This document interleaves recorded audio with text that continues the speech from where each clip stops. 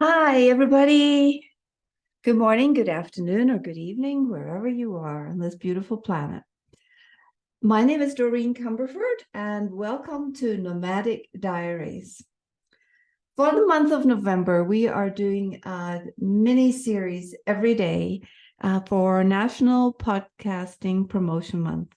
And this is a little excerpt from a book written by our specialized guest this week. Every week on Nomadic Diaries, we present a guest who is a professional in the field of global mobility or international relocation. And this week, our guest is going to be Megan Norton, and she actually wrote a book called Belonging Beyond Borders. So for the next 2-3 days until we present Megan on Tuesday, I will be reading a little bit from her book, and let's just digest it a piece at a time. Just for some context, when we move and we live overseas and we have a life that is filled with mobility, moving, arriving, settling, departing, moving, arriving, settling, departing. And this happens multiple times. One of the challenges that we have is finding a place to belong or people to belong to. And so the background for this book is that Megan was the daughter of a diplomat and grew up as a child moving from place to place. So the subject of this little piece is when you are globally mobile, whether you are a short-term or a long-term expatriate or a digital nomad, what, where, why, when, and in whom do you invest is the question. Here's an excerpt from Megan Norton's book, Belonging Beyond Borders. Like most things in life, nothing is handed to you for free. That's not how life works. Have you also heard the saying, you get out of life what you put into it? You must work for things or negotiate for them or figure them out. Friendships are much the same way. They're not just handed to you, they are formed. There are stages of friendships, and there are different kinds of friends. There are seasonal friends and long-distance friends. Childhood friends used to be best friends, gaming friends, campus friends, res life friends, sports friends, chapel or church friends, shopping friends, lunch friends, skateboarding friends, and the list goes on and on. Forming friendships takes being both mentally and physically present, and this requires us to ask questions and listen deeply. It centers around storytelling and listening, in particular, active listening. Active listening is a way to engage, understand, and build trust. Active listening requires listening as intently as you want to be heard. It involves being interested in the other person, and it's trying to understand someone else's perspective before you share yours. This means listening without an agenda. It means being intentionally attentive and attuned. Laura Tremaine, in her book, Share Your Stuff, I'll Go First, says, people will tell you exactly who they are if you listen closely. It matters that you listen. There will be seasons when you want to be silent. That's okay. You still need someone who will sit with you. That is a form of listening as well. Neurobiologically speaking, investing in belonging can be scary and uncomfortable, especially if there are certain differences between people. Research indicates that when you're with someone who looks different from you or smells different from you, your unconscious body is out of sync with theirs.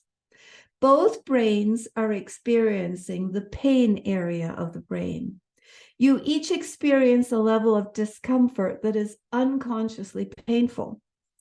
Your implicit biases are challenged, and this challenges you to change your behaviors. Sometimes out of desperation to relieve or get rid of the pain, we opt to cause pain rather than to feel it. We may do this by rejecting the other person in some way or projecting our pain onto them. Sometimes we don't move through the discomfort of pain because it takes energy. It takes intentionality. It is tiring. Not all communities that you invest in have equal value in your life. As you invest in belonging to people, note that you can't be best friends with everyone, nor should you try to achieve this.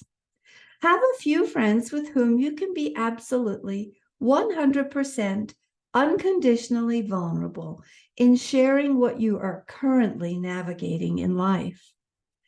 Have a handful of people who want you to be no makeup, no frills, no nonsense with them. You need friends who will allow you to rant and ramble on without judgment, no matter how unkind or superstitious you sound. You need friends who are hard to offend. Cherish the people who provide you with that space and grace. Cherish the people who have the patience for your broken places and who rally to hold your broken heart. Authentic connection is created through mutual sharing. Sometimes this requires you to share first in order for it to become contagious and catch on. But I do have a disclaimer for this. Sometimes it is a trained mental health professional, not a friend, with whom you need to do this first. Sometimes the grief-stricken and broken places of our lives need a therapist before they're ready to be broadcast anywhere else.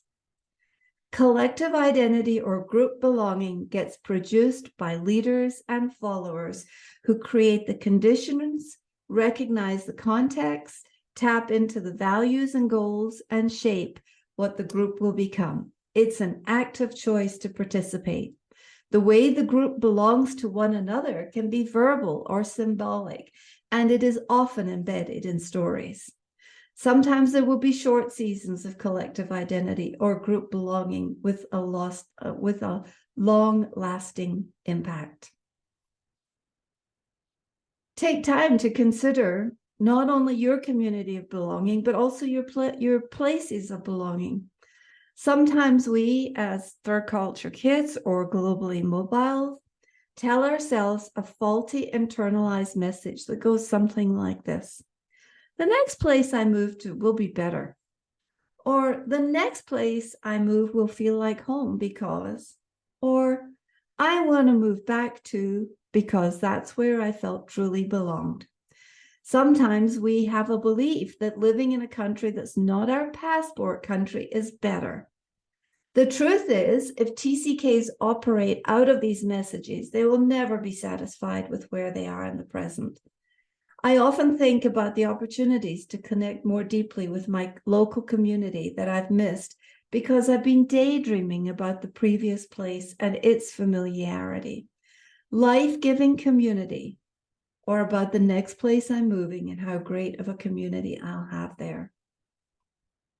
Sometimes we romanticize the locations of our upbringing, or we fantasize about other places that we hope to belong in the future. The reality is attachment to people and places takes time and intentionality.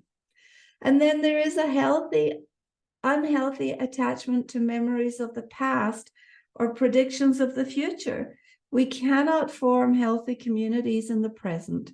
Constantly waiting to be on the move will never help you form secure or safe belonging to either place or people. So this was a reading from Belonging Beyond Borders by Megan Norton, whom we are going to be publishing on Nomadic Diaries this Tuesday. And Megan offers some space and time in her book to reflect on how you're being present in your community now. And I would just say that I think that's a really great question to ask ourselves, whether you're launching to a new place, have been in some place for a while, or are moving on to your next destination as a globally mobile person.